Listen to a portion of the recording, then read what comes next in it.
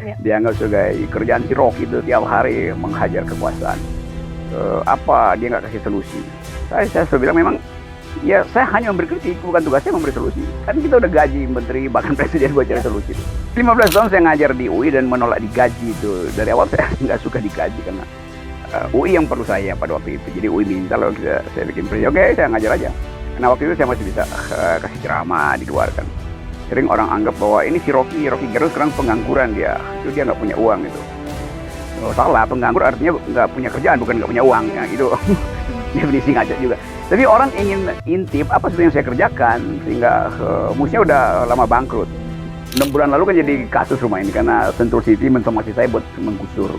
Tapi saya terangkan bahwa yang disebut hak hukum itu kadangkala dimanipulasi oleh pejabat negara tuh, dan dalam banyak hal kan korporasi itu justru dibujuk oleh birokrasi untuk bermain untuk memalsukan macam-macam itu. Nah itu problemnya juga di situ begini, dan saya pada waktu itu menentang untuk digusur karena saya dalilkan bahwa saya punya hak garap. Lalu korporasi bilang kenapa tidak dimiliki? Saya nggak ingin memiliki, saya hanya ingin menggarap. Jadi filosofi itu sebetulnya yang kadang-kala orang anggap kalau hak garap itu lebih rendah dari hak milik. Padahal fungsi dia memang cuma mau menggarap, buat apa dinaikkan? Tapi itu udah selesai karena teman saya Haris Asrar berhasil untuk meyakinkan bahwa tidak boleh ada penggusuran tentang hal-hal yang sebetulnya harus dijaga, itu lingkungan tuh. Sering berarti ngabisin waktu di sini, Bang? Ya sini paling enak, saya kadang-kala tidur di sini karena kalau malam itu suhunya bisa drop sampai, kalau malam bisa sampai 18 derajat. Biasanya di sini ngapain? Apa? Laptop ngerjain, kan Abang juga dosen kan? Dulu dosen dulu tuh, dosen. sekarang masih ngajar tapi Nulis? ngajar tidak tetap. Nulis juga di sini kan? Menulis masih. Bang, ini kalau Ya, ngobrol-ngobrol Caca. tentang Abang nih, sebenarnya apa sih yang mendorong Abang kan dulunya aktif di dunia akademisi ya, ngajar. Iya, 15 juga tahun saya masih ya? ngajar di UI itu. Kenapa tiba-tiba masuk ke dunia ini? Saya nggak bilang dunia politik karena Abang tidak nyalek sama sekali, tapi masuk dalam kontestasi ini sebagai pengkritisi mungkin ya? Ya itu posisi yang bagus kan. Kan kalau kita ngajar artinya kita aktifkan kritisisme di dalam kelas. Sekarang kita perluas kritisisme itu tuh. Keluar kelas dengan akibat dibully memang. Ya. Dianggap sebagai kerjaan si Rocky itu tiap hari menghajar kekuasaan. Apa dia nggak kasih solusi? Saya selalu bilang memang ya saya hanya memberi kritik, bukan tugas saya memberi solusi. Kan kita udah gaji menteri bahkan presiden buat cari solusi itu. Apa yang mendorong Abang ke dunia seperti ini? Bukannya nyaman kalau misalnya jadi dosen, ikutin rutinitas, memang pendapatannya memang pasti tetap ya, gaji standar dosen lah. Tapi memang mungkin tidak ada pengganggu, tidak ada haters juga. Kenapa? Kalau gini kan banyak yang nggak suka. Ya 15 tahun saya ngajar di UI dan menolak digaji itu. Dari awal saya nggak suka digaji karena UI yang perlu saya pada waktu itu. Jadi UI minta kalau saya bikin presiden, oke saya ngajar aja. Karena waktu itu saya masih bisa kasih ceramah di luar kan.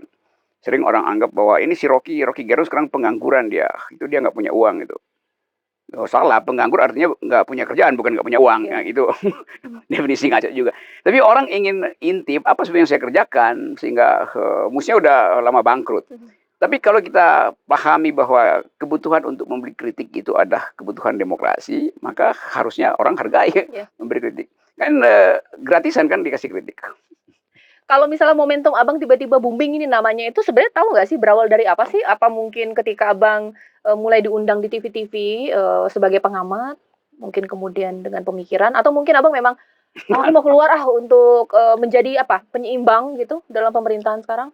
Iya, setelah reformasi, sebelum reformasi saya aktif di kritik politik dengan tulisan, saya nulis banyak. Saya ikut mendirikan Forum Demokrasi bersama Gus Dur, tuh teman-teman yang pada waktu anti pada Presiden Soeharto. Lalu saya bersembunyi di Universitas Indonesia, mengajar filosofi terutama tuh, sambil memberi kuliah tamu di banyak fakultas itu. Tapi satu waktu kemudian saya menganggap ada yang harus diatasi bangsa ini, yaitu kita kehilangan perspektif duel argumen. Padahal saya ngajar teori argumentasi di jurusan filsafat kan, logika, epistemologi segala macam itu. Jadi terundanglah saya oleh media massa untuk berkomentar, dan akibatnya ya keterusan karena saya nggak bisa ditahan untuk tidak memberi perspektif kritis, lalu media massa ketagihan dengan kritisisme. Ya sebenarnya salah media massa tuh, kenapa ketagihan dengan kritisisme saya tuh. Gitu. Jadi berarti abang tidak mencari panggung, justru mereka-mereka yang kemudian meminta pendapat abang tentang berbagai isu. Jadi bukan hari ini ada isu mungkin Citayam Fashion Week, terus aku harus memberikan statement, kan biasanya kan seperti itu ya. Bukan begitu ya? Enggak lah, saya lebih suka ngumpet. Dan Kita yang ngejar. ya, dan semua orang ingin dapat cara berpikir lain atau cara mengucapkan lain. Iya. Dan lama-lama sebetulnya saya bisa baca redaksi selalu ingin yang kontroversi. Jadi dia pasti datang ke saya tuh. Jadi ya udah jalan ya mau diapain tuh, satire saya atau kritik jadi semacam. Jadi orang nunggu saya ucapin dungu, kira-kira begitu. Mereka ketagihan kalimat tubuh. Yes, Caca. Tapi Bang, mungkin kalau pandangan skeptis ya, semua orang tuh pasti punya mimpi. Iya. Harapan, cita-cita, goals ke depan. Kalau abang apa? Mimpi seorang Rocky Gerung itu seperti apa sih? Mimpi yang mana? Yang berwarna apa yang hitam putih? Apa aja? Mimpi terbesar seorang Rocky Gerung? Nggak ada. Hobi saya itu naik gunung sebetulnya. Jadi saya selalu berupaya punya mimpi nanti atau berimajinasi kalau di puncak gunung. Dan sekarang COVID dan nggak bisa pergi kemana-mana. Padahal saya rutin pergi ke Himalaya, ke tempat-tempat. Kan orang kalau dia mau mimpi, dia mesti dapat suasana yang paling tegang itu dalam hidupnya. Nah, tantangan di puncak gunung itu kalau udah suhu minus 20, 30, jalan udah berhari-hari dan gak nyampe-nyampe, lalu mulai terjadi halusinasi itu. Nah, mimpi dan halusinasi itu beda-beda tipis. Bang, bukannya orang itu biasanya memimpikan masa tuanya nanti itu dengan kemapanan, misalnya punya rumah yang besar, nanti akan diwariskan untuk anak cucunya dan juga keluarganya. Bahkan itu dibilang mimpi semua orang. Nah, kalau seorang Rocky Gerung? Ya, nggak mungkin saya mimpi punya rumah kayak ibu kota baru, ibu kota negara kan. Kan yang kita sebut sebagai masa depan kita kadang-kala dibatalkan oleh kalkulasi besok tuh. Jadi nggak ada satu yang kontinu di dalam hidup, dan saya menganggap ya udah apa yang bisa dihasilkan secara gembira itu sebetulnya masa depan. Kalau kita merencanakan punya kemewahan di masa depan, lalu pada saat yang sama kita lakukan rencana korupsi, nilainya akhirnya hilang itu.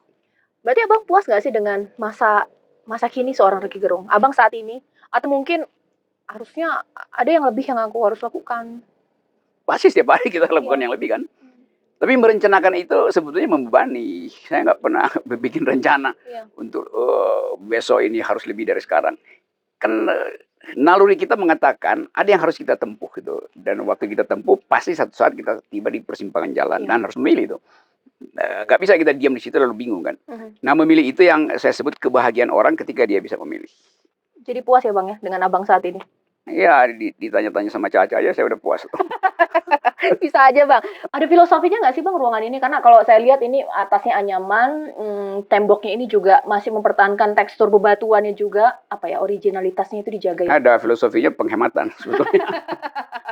Karena ini batu yang di gunung di 200 meter dari sini, batu-batu kali itu dijual itu karena tambangnya di situ. Kalau saya di Jakarta ini dulu harganya 1,5 juta satu truk ke Jakarta. Ke Bogor 1 juta. Kalau di sini cuma 200.000. Karena tinggal saya angkut dari situ tuh. Demikian juga ini, ya ini anyaman buat bikin dingin kan, bambu dia nyerap dingin tuh. Kalau orang pikir nih ya, rumah biasanya orang tokoh-tokoh itu karena mungkin memang sudah mapan hidupnya, gedung bertingkat, rumah bak istana. Pas saya masuk nggak menemukan seperti apa ya, tinggal di desa benar-benar hidup dengan ala desa begitu ya. Iya kan. Bukannya katanya kalau rumah agak gedung gitu itu nyaman. Ya mungkin ada yang merasa nyaman kalau tinggal di gedung, tapi ini ruangannya saya buka, ini pintunya banyak, jendela banyak, bahkan nggak ada kamar di sini, orang bisa bergeletak di mana aja tuh. Jadi ini sebenarnya bukan rumah. Kalau rumah kan mesti ada kamar itu. Dan saya anggap bahwa dibiarkan aja kalau pagi kabut masih masuk ke sini, binatang lalu lintas. Jadi ini rumah semua makhluk. Bukan cuma manusia. Monyet juga kadang-kala turun dari pohon ya. Kalau hutan di belakang sana kehabisan makanan, monyetnya datang ke tempat sini buat nyari makan. Pernah ada yang nginep nggak? Kerabat, teman mungkin? Sering. Teman-teman saya yang suka naik gunung pasti bergeletakan di sini buat terbuka ya berarti. Terbuka tuh. Silakan Caca bisa pilih bangku mana yang kamu perlu. Tapi kalau saya ini memang sempat mendengar ya Bang ya, Mhm. Abang sedikit apa ya, mohon maaf nih Bang ya, Ya. sedikit agak ada perselisihan lah dengan pengembang besar terkait rumah ini. Gimana sih ceritanya? Oh iya, itu 6 bulan lalu kan jadi Hmm. kasus rumah ini karena Sentul City mensomasi saya buat Hmm. menggusur. Tapi saya terangkan bahwa yang disebut hak hukum itu kadangkala dimanipulasi oleh pejabat negara tuh, dan dalam banyak hal kan korporasi itu justru dibujuk oleh birokrasi untuk bermain untuk memalsukan macam-macam itu, sogok menyogok tuh. Dan itu yang jadi semacam problem utama agraria di Indonesia kan. Konflik Ya. agraria selalu berawal dari kong kali kong antara pejabat dan pengusaha tuh. Nah itu problemnya juga di situ begini, dan saya pada waktu itu menentang untuk digusur karena saya dalilkan bahwa saya punya hak garap. Lalu korporasi bilang kenapa tidak dimiliki? Saya nggak ingin memiliki, saya hanya ingin menggarap. Jadi filosofi itu sebetulnya yang kadang-kala orang anggap kalau hak garap itu lebih rendah dari hak milik. Padahal fungsi dia memang cuma menggarap, buat apa dinaikkan? Tapi itu udah selesai karena teman saya Haris Asrar berhasil untuk meyakinkan bahwa tidak boleh ada penggusuran tentang hal-hal yang sebetulnya harus dijaga, itu lingkungan tuh.